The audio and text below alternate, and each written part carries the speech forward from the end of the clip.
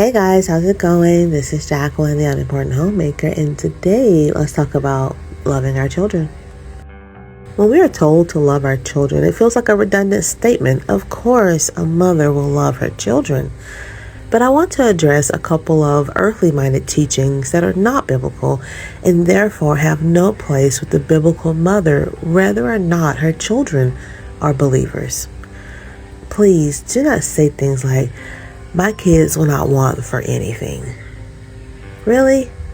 Your kids are not going to want for anything. No wants. You are going to enslave yourself and your income to the wants, desires, and whims of a child? How would this glorify God? How would this be good for the child? Because we all know how well tamed greed is, right? It never goes beyond. This sounds good in theory, I guess. But what about when that infant becomes an unruly and lazy preteen who talks back and eats everything in the house? That slavery gets harder for you, I'm sure. And a coup might be in the near future where you snap and go absolutely berserk and back up all of your kids' stuff in a large black trash bag and put them on lockdown for a month or two. The second thing is, we've heard it said that we are to show unconditional love and support for our children. I swear, unbelievers would have you thinking that these are the most perfect methods and that they themselves are perfect parents, able to actually do these types of things. But nothing could be farther from the truth nor more damaging for the child.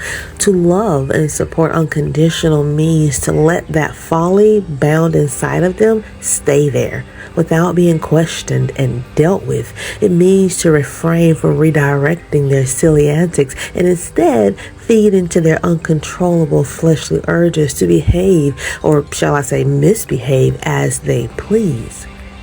And if I hear gentle parenting one more time, this is nothing more than abdicating the throne of authority and instead considering that child with their natural tendencies above all else, tailoring your speech and actions around their, quote, sensitive and innocent nature.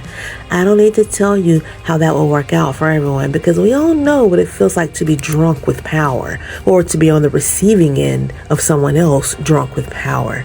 Misery, chaos, and jealous, blind hatred become manifest. So I guess the first step would be to throw out the world's wisdom concerning parenting. Not everything is absolutely wrong. There is wisdom all around us. But this is about choosing the better way, God's way revealed in Scripture.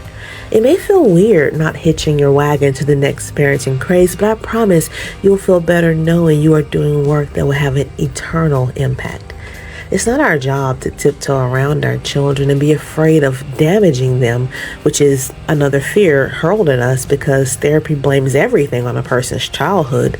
I am not diminishing the harsh reality of someone's personal experience, but we aren't about to talk about this because that's all we do with our lives is talk about this. We are talking about doing what God has called us to do, and that is to love our children. We need to find out what He says and filter all other instructions and methods through that. Our best hope is to be in line with Scripture concerning loving our children. What about you? What worldly wisdom would you say needs to pack up its bags and hit the road? Let us know down below in the comment section. That's it for today, guys. Thank you for joining me. I'll see you next time.